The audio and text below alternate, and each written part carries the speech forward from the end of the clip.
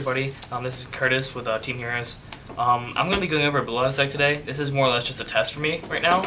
This build, it's working so far, but definitely I'm probably going to test around different builds, different ratios and stuff. This is just going to be a test. In the extra deck, there are a few things I am missing as ordered, but I wanted to get this profile out just so we can, I wanted to get it out so we can talk about it, discuss it a little bit, see what you guys like. But this is what I'm starting off with so far with. I really enjoyed it so far. It's working well. These ratios actually, ironically, are working very well for me. But I'm going to get into it. Obviously, I'm playing 3 Blue Eyes. Some people talk about playing 2. I really don't see a reason to play 2. Yeah, it can brick, but there's so many ways of getting out of your hand, and it's such a sadly, vanilla is such a necessity that I feel like you just definitely need to play 3. So there's play 3 vanilla, and I play 3 alternate whites. This card, honestly, is the best card in the deck, in my opinion. It can suck at times to have multiple in hand, honestly, because a lot of times, one thing I've noticed playing this card is I'll draw multiple of it, and then not have a way of drawing into what I need, because like I'll draw this instead of the draw engine. Doesn't happen often, but it's something to think about. If you wanted to try 2, you could.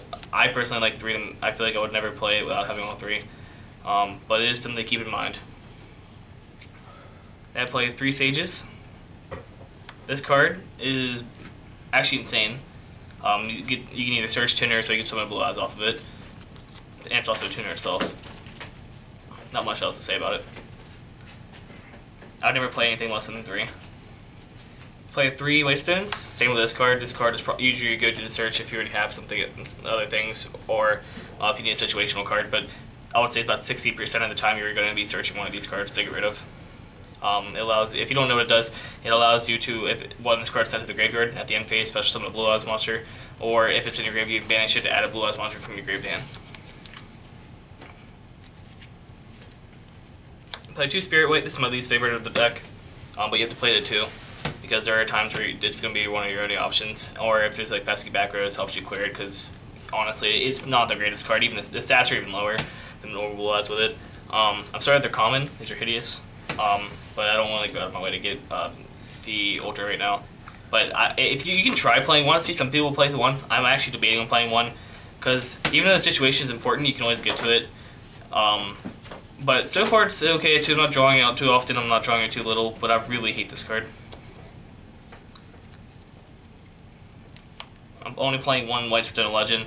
I normally, whenever I summon Sage, I'm not searching this. It's very seldom that I actually need this card, but it is here because there will be a situation, I'd say about 10% of the time, that you will need it and you wish you had it. Plus it's a tuner, and you really need you need some sort of tuner in a sec. I played 1 Catsith. This is another debatable card. It's not worth siding if you were to decide to take it out of the main, in my opinion. It's just a 1 card pop. I like it in the main so far. A lot of builds don't play it, some builds do still. I personally still like it because it can out specific problems. Like Twin Twister essentially turns into a pop 3 with it, which is nice. Especially if you're going in Draco, you can clear out the board a little bit easier. But honestly, if you're looking for something cut something to cut, then this would be the card to go. Honestly, it'd be the first option. But I do enjoy it. Play 2 Effect Failures and 1 Maxi for the hand traps. Effect Failures, they're not the greatest card, but because you can search them, it makes the card a lot better. If it wasn't searchable, there'd be no reason to play it at all in this deck, but since obviously Sage can search it, I do enjoy it too. And then for the spells, I'm playing 3 Trade-In. Almost every deck is a level. Every card in the deck is level 8, and it doesn't matter if they're engraved, honestly. And I'm playing 3 Melody. I really enjoy the Melody. The card itself is a free +2. Well, it's not a +2, it's a +1, but it's really nice. I guess it's not really a +1 either. It's discard 1 to add. It's not a +1 at all, but and the more I think about it, it's not a +1 at all. It's a neutral. It's essentially 2 for 2, but it's really good because it cycles through your deck faster. It gives you cards you need. It doesn't have. It's a super odd amount of restriction in this deck.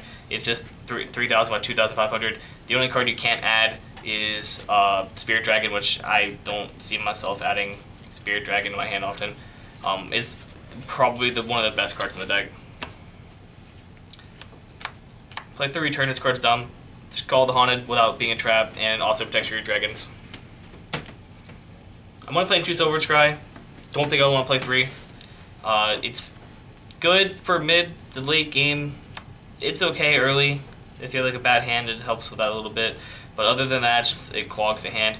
If you see this early and you don't have a way of getting your blue out of the grave, you're kind of like, well, wish this wasn't in my hand. Which goes to say the same with this, but there's no reason to play. If I got to play 5 with this card, there'd be no reason for this, obviously. It is quick play, so like if you're trying to like protect yourself from dying, you can mess around with that a bit, or if you're trying to manipulate some things, it helps with that nature. But it's playing 2 Twin Blister. It has a lot of synergy in this deck because you don't care if things are in the hand or grave a lot of the time. Their effects are fine. They're usually getting to grave anyways because you need them there. And also, this is how you get Cat's effect off.